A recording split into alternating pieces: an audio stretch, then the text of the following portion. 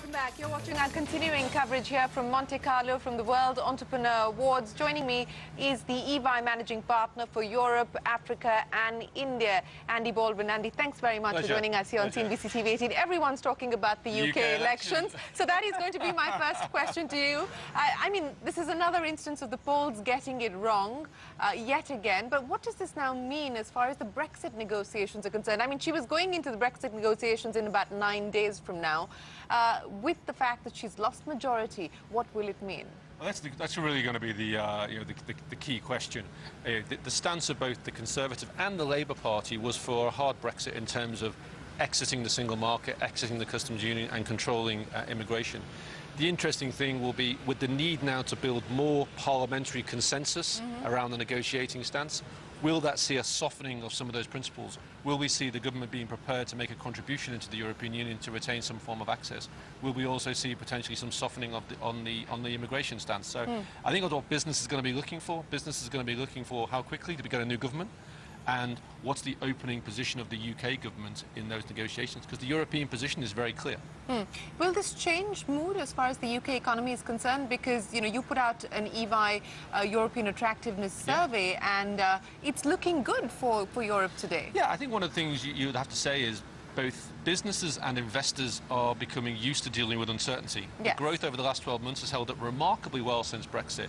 You know, I think our hope and expectation will be that through this period of uncertainty, business confidence remains high and we continue to see the growth continuing. And as you said, the recent report, the Growth Barometer report we published, showed that startup confidence in the UK was the highest of anywhere else in the world.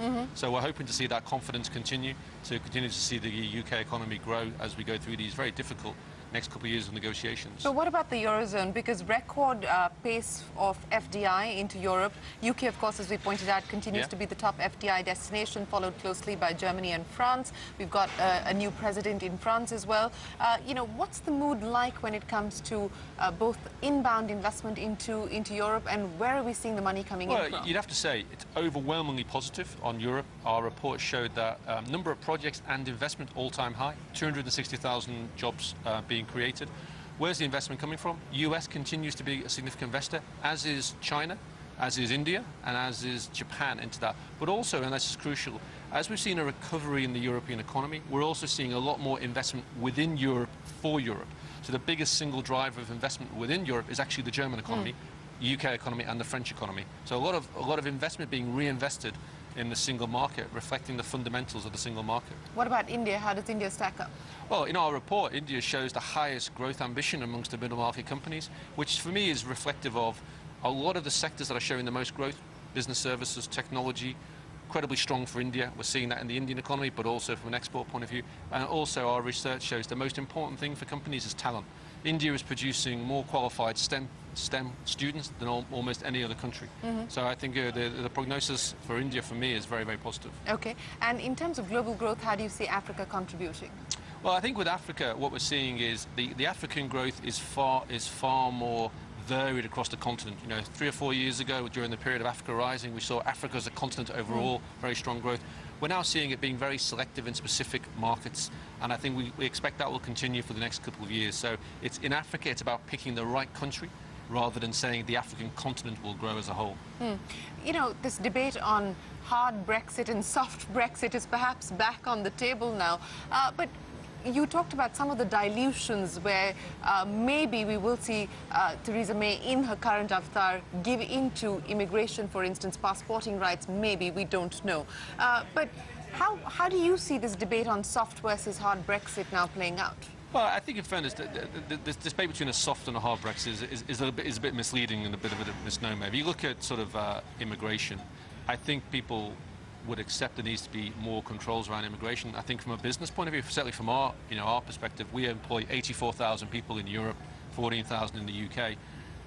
High-skilled immigration for us is absolutely key, not just from within Europe, but also from being able to bring talent over from India, from China, from Asia. So I think it's a much more nuanced discussion around immigration. I think single market access really, again, depends on the sector. Some sectors it's really important. For other sectors, it's less so.